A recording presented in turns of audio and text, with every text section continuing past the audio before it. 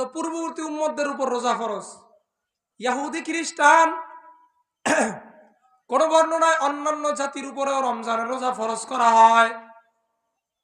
গরমকালে ইহুদিদের উপর যখন রমজানের রোজা দেওয়া হয়, ইহুদিরা চিন্তা করলো গরমকালে রোজা রাখা কষ্টকর। শীতকালে যখন রোজা দেওয়া হয়, তারা চিন্তা করে শীতকালে রোজা রাখা কষ্টকর। আমাদেরকে আল্লাহ যদি গরমকালে রোজা দেয়, আমরা গরমকালে পালন করি।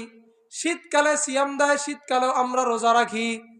ইহুদিদের উপর যখন গরমকালে দেওয়া হয়, ইহুদিরা কয় আমাদের কষ্ট হয়।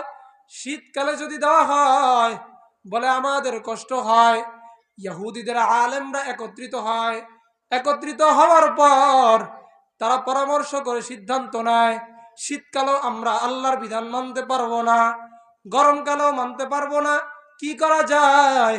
আমরা বসন্তকালে সিয়াম পালন করব। যেহেতু আমরা আল্লাহর বিধান হলো 30 দিন সিয়াম, আর আমরা আল্লাহর বিধানটা যেহেতু মানতেছি না, অতএব আল্লাহর বিধানটা যেহেতু মানতেছি না, আমরা আরো 10টা বাড়ায় 40টা সিয়াম পালন করব। এবার ইহুদিরা 40টা সিয়াম পালন করে, 40 দিন রোজা রাখে। ঘটনাচক্রে ইহুদিদের একজন আলেম অসুস্থ হয়ে যায়। কোন বর্ণনায় বাদশাহ অসুস্থ হয়ে যায়। অসুস্থ হওয়ার পর এবার তারা মানত করছে, আল্লাহ আমাদের বাদশাহ যদি সুস্থ হয়ে যায়, আমরা আরো 7টা বাড়া 47টা রোজা রাখবো।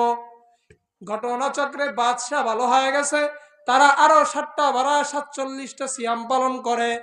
এবার তারা চিন্তা করে 47টা দেখতে খারাপ দেখা যায়, আমরা আরো 3টা মিলে মোট 50টা সিয়াম পালন করি। এবার তারা মোট 50 দিন সিয়াম পালন করে।